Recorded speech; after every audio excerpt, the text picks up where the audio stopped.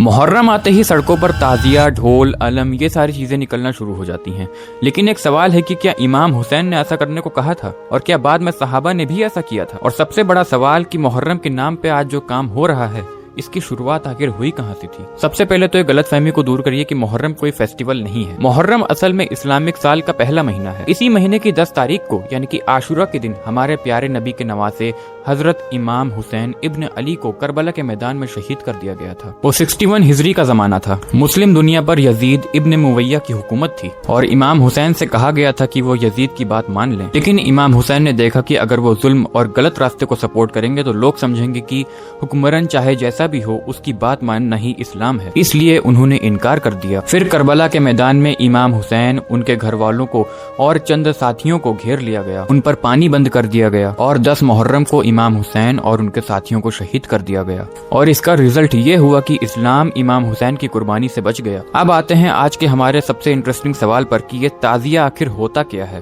تو دیکھیے، تعزیہ اصل میں امام حسین کے کربلا والے روزے یا مقبرے کا ایک ماڈل ہے، اور اس کی شروعات ہوئی تھی سن 1370 میں، جب ہندوستان میں تیمور لنگ نام کے بادشاہ کی حکومت تھی۔ وہ بادشاہ امام حسین سے بہت محبت کرتا تھا اور ہر سال امام حسین کے روزے پر زیارت کرنے جاتا تھا، لیکن ایک سال وہ بہت زیادہ بیمار پڑ گیا جس وجہ سے وہ زیارت کرنے نہیں جا پایا۔ تو وہاں کے وزیر نے اعلان کیا کہ جو کوئی بھی امام حسین کے روزے کی طرح سیم ٹو سیم ماڈل بنا کے لائے گا اس کو بھاری انعام دیا جائے گا۔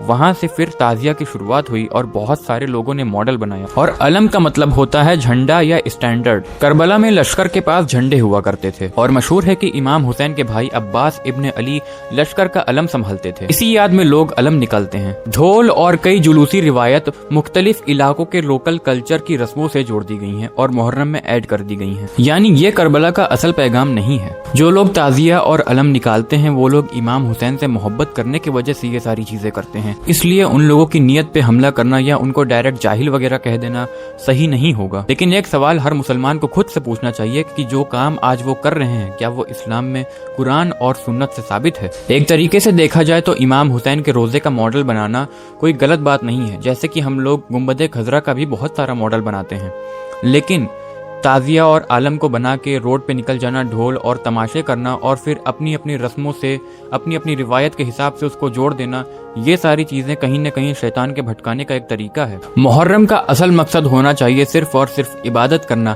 اور کربلا کے میدان میں جو امام حسین شہید ہو گئے ان سے انسپریشن لینا، پیس رکھنا اور عاشورہ کے دن روزہ رکھنا۔ ہماری آنے والی فیوچر جنریشن یعنی کہ جین زی کو پاسٹ بھی پتا ہونا چاہیے اور فیوچر میں کیا کرنا ہے یہ بھی پتا ہونا چاہیے۔ اگر آپ کو ایسی انفارمیشن چاہیے تو آپ مجھے فالو کر سکتے ہیں۔